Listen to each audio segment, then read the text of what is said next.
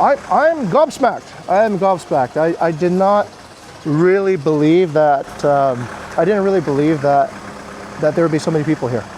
It's sort of like a keg of dynamite, right? It's a keg of dynamite that's just standing there, and it probably just takes a spark, and the whole thing will take off.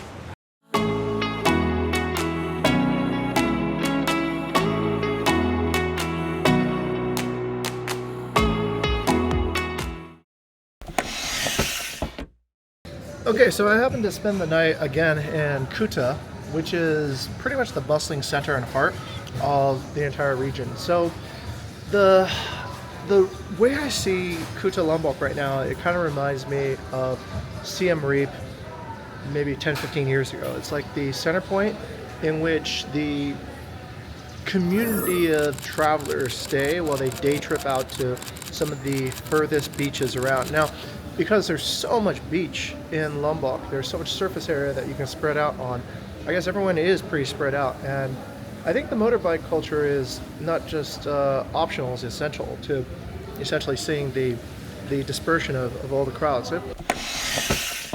Now I'm on the Kuta Lombok town side, where I'll ride through the streets again so you can take a look at it yourself and see what's happening here. Telecom shops, traditional market. There's a clubhouse selling beer in Lombok. Mostly still traditional vendors. Oh, here's some bule girls. What's up? A tree tunnel, hospital. It's actually a good sign when there was a hospital here. Oh wow, there's an intercultural school. That's a good sign. Schools, once again, are a good sign for long-term development growth. Oh, there's a food court over here. That looks pretty interesting. Oh wow. This is where there's a lot more foreigners. There's a bunch of young folk there on motorbikes and some other people walking around. Yep, it kind of reminds me of Laos or Cambodia or somewhere, you know, Southeast Asian area that's just beginning to develop tourism. There are some people looking for a ride. This place is busy.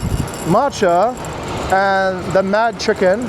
Oh, the French market. Wow, that moved here. Here's a surf row shop. Here's a French bakery doing pretty good. Oh my God, far more people than I expected. Here's a cafe doing some brunch stuff. A little traditional market over here. And this street goes on and on, by the way. It's pretty long. Oh my God, this is a super cafe. It's super construction, but empty. Here's another cool cafe, Vandal. Here's a Starbucks. Oh my God, wow. Okay, this parking lot is full of bikes. So is this one. Here's a nightclub wannabe, I guess. Wow, it really thickens up here. I thought this place would be a secret, but my God, there's another huge cluster of motorbikes here. Bush Radio. And this is where it starts getting really thick. There's a lot of people here. A lot of people here. Munchies, wow. Wow, this is something else. All right, a lot of people here too as well. Oh my God, Kopi Susu, wow. Okay, this is like a mega cafe. This is, if you're in Bali, it's really worth mentioning that something important's happening here. Like, remember I said nobody's in Seminyak? It's because people are here, yeah? People are coming out to Lombok. Look at the size of this. This is all, I mean, probably half of this is staff parking, but the rest is visitor parking, and all these cafes up and down the street look the same. I'm gobsmacked. I am gobsmacked. I did not really believe that, I didn't really believe that there would be so many people here. We are from Spain. Okay. We are spending in Lombok 11 days. And that's only 2 days in Bali and the rest in Lombok. Exactly. We don't know about the 97 is 70s. Okay, so that's probably Gen X. Gen X. Actually, Gen X. Okay, all right. Generación X. Interesting. Okay. Okay. And how did you hear about what there was in Lombok before you arrived? Okay, well, in YouTube, on Facebook, I don't know. No, you're going on YouTube. Okay. We Spanish YouTuber. Spanish YouTuber. Yeah, this one He's Okay. living here. He lives here? In Bali. in Bali. In Bali. in Bali, but he travels around Indonesia. Okay, so basically YouTube begins development. I'm from Belgium because I see a lot of video in TikTok. My friend come last year and it's good island in Indonesia. I went in Malaysia and after I was in Bali. Bali. Bali? Okay. And I come here. Not traffic here. Not traffic. Okay. The beach is better because not a lot of people here. Okay. It's very calm, relaxed. Now I've lived in Bali for 21 years, since about 2005. But when I come to Lombok now in 2026, what I feel is all the good parts of Bali without any of the bad parts of Bali. I'm really devastated to have to say that. I'll give you an example here. So this parking is right next to the beach and there's no aggressive parking guy collecting money for it. Now, but just to be able to come in and park and go right directly to the beach without having a hassle and taking out your wallet and digging through finding 2,000 rupiah, that's amazing. And everything is just frictionless. I got the motorbike without having to do any paperwork, just went to the guy's house, paid him the cash, all done. Just super easy. And apparently, I don't know where people get the word out, but word has gotten out. And I think younger travelers understand that this is a quality destination. Okay, here's a quick shout out to our own company, Buena Vista. If you are a property owner and you're seeking to get a valuation for how much your property is worth in these uncertain times, go to our landing page, put in your details, and we will send you a free valuation report based on estimates of discounted cash flow value. I found a fairly strategic lookout point up here on the hill. It overlooks the entire city of Kuta Lombok behind me, along with also the ocean and some of the headlands and coastlines out to the east of Kuta. So let's put the drone up in the air and see what we can see from the skies and review the footage. Up here the ocean's glass, watching the traffic pass. Kuta's grid is growing, a gnarly seed is sowing. Feels like a golden promise from a quiet kind of solace. From a quiet kind of... All right, my initial assessment after having flown the drone is this. This looks too important to be ignored. It is thriving here right now. There are hillside earthworks happening all along the east and west side of Kuta Lombok, and these are promising. The reason they're promising, as I investigated a few up close, is that the strange and puzzling thing is I talked to a construction worker and he directed me to look at that. That is what they're building. So that is not a villa, that is not a resort, that is not a hotel. That is going to be a home. A home. They're building homes in this region. That's why they're clearing away so much land. It's crazy. So, homes, long-term residents who plan on moving out of population centers, probably like Mataram, and settling down here in the south coast. That is what I would imagine would be a critical choke point to the actual progression of an area, is how many capable managers and entrepreneurs who really care about their businesses are going to relocate and live there long term to really manage their investments carefully.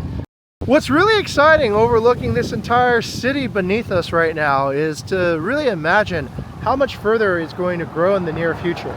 So the critical observations that you can see from the sky up close are they've run out of flat land, I suppose, in most of the areas. So there's a lot of hillside construction happening at this point. What typically I can see in this valley eventually is going to happen is there's going to be an increase in land prices because of the scarcity of land. And what I noticed is a pattern that I observed even in Bali is that they're sparse. Most people don't seem to be out and about on the main commercial districts during the daytime. Perhaps they're out exploring, perhaps they're in their villas. But the population, the tourist population density really swells in the evening, as you'll see just shortly in this episode. This is a really interesting phenomenon I've been noticing. So we're seeing more and more Westerners actually eat at local Warungs with questionable sanitation. So I guess the narrative is changing. The narrative is becoming more, how can you endure street food to gain higher status?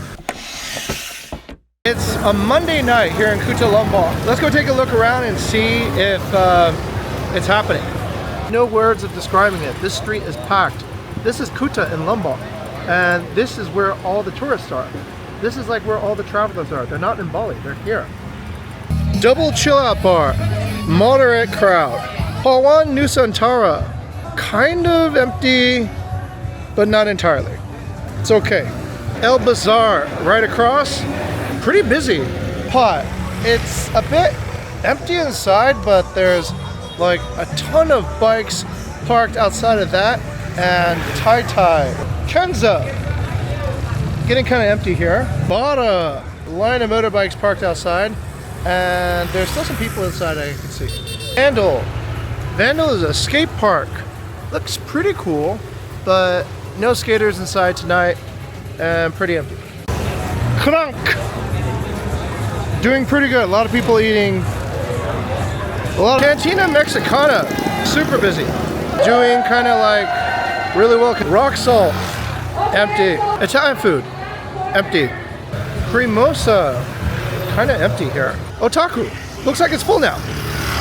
Japanese food. The #1 ramen in town. But I think you're the only ramen in town.